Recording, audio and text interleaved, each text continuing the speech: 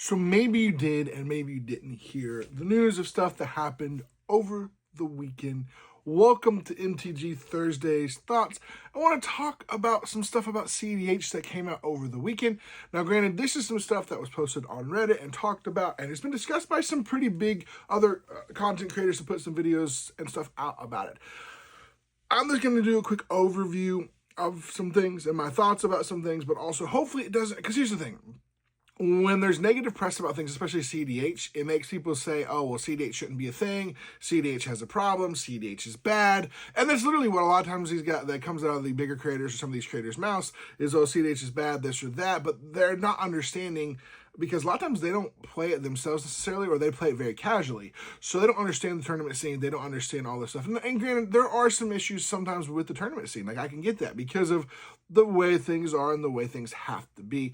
But let's just jump into it. And again, there was supposedly a cheater that won an event. I don't know exactly everything about it. I don't know the person's history or cheater or whatever like that. I think the game doesn't really have a spot for cheaters in a sense, but it does have a spot for redemption. In personal opinion, if someone was a cheater, I agree. Like, they should be banned for X amount of time, and then they should get a chance, but be very watched. Like, be known that this person is a cheater, and that the judge should watch them frequently.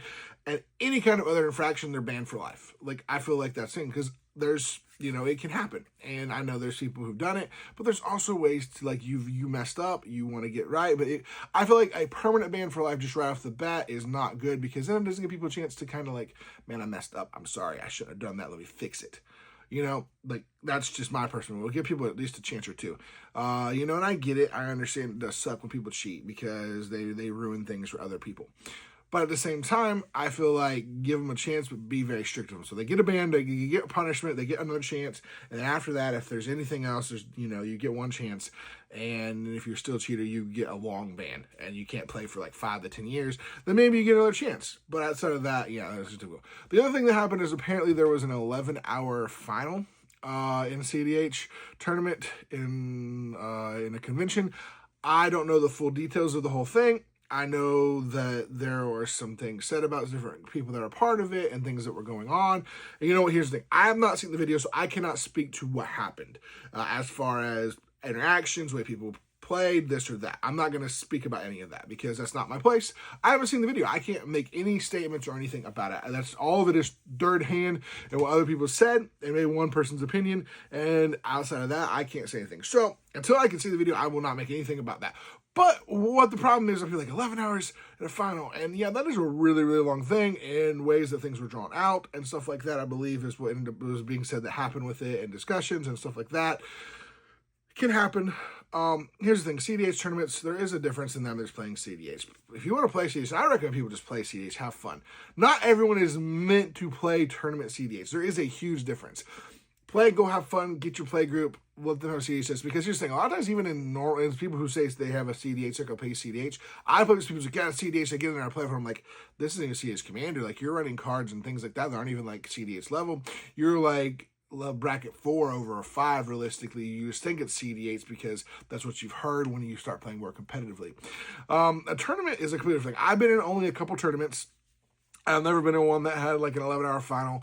Typically, there are resolutions, but there are ways the games can kind of stall out or they get to a point where everyone just keeps passing the turn. I've played in a game where basically what happens is there's a timer always set on these things. So usually there's like an 80-minute timer in a game.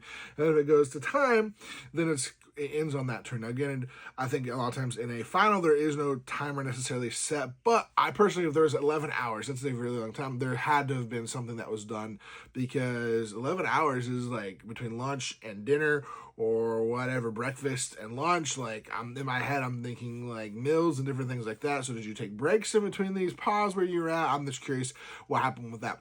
But that's not the typical thing. So when you hear negative news about stuff, don't let like a couple bad things ruin your thing. Say, I never gonna play CEDH. CEDH is horrible. CEDH is messed up. It shouldn't even be a thing. Me. I hear people say that. Like, CEDH shouldn't be its own thing. But it is. It's a bracket 5. Like, Wizards recognizes CEDH as its own thing. And it really is its own thing. It is completely different. It is a completely different gameplay from bracket 4. Like, and bracket 3. Like, there's a whole different type of gameplay, ideology, thoughts, deck building, everything that happens in it. is on par with playing like a standard or modern format where there's a lot of meta decks. So you've got about 10 to 12 decks, sometimes more or less in modern. There's more, 20, 30, 40 decks that could be played, but there's a handful of like top tier decks. Similar in CEDH, you've got your top tier, you've got your mid tier, you've got your lower tier. All these decks compete, all these decks can win tournaments and do win tournaments from all ranges and sizes, depending on what's in the tournament, how the person plays, how their hands go. You know, it's crazy. But here's the thing, CEDH tournaments and everyone's different. I believe that if there was an 11-hour, if I was an 11-hour final, I would just be like, I'm conceding, or I would step back at some point. Now, I know it's for a chunk of money, but even then, I don't think I could do. I can barely focus at playing. I did a couple tournaments, and every time I've been in them, they've been like 4 or 5 hours. By the end of it, my brain is fried. Anytime I've competed in RCQ, my brain is fried because I'm so focused on the game. I enjoy it and go and have fun, but I'm also like focused on trying to win and trying to do specific things. And so 11 hours, I don't think I can do it. Like, just forget it. I'm done. Like, there's no way.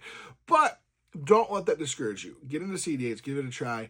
There are a lot of tournaments out there, and most tournaments are never going to go that long. Most tournaments, and here's the thing, most tournaments we get into, we're never going to make the finals anyways. It's I have a couple I'm looking forward to possibly going to this year, trying to find a few more, trying to travel to a couple of them if I can. I want to play in some tournaments just because it's a little bit different, and I want to test myself to see where I'm at, trying to get better, trying to improve, becoming a better player, fine-tune my decks and stuff like that. Probably bring Kenan into the tournaments just because Kenan is just so good. But I do love my boy Hashaton and might bring him as well if I can get him fine-tuned to where I can win consistently with him.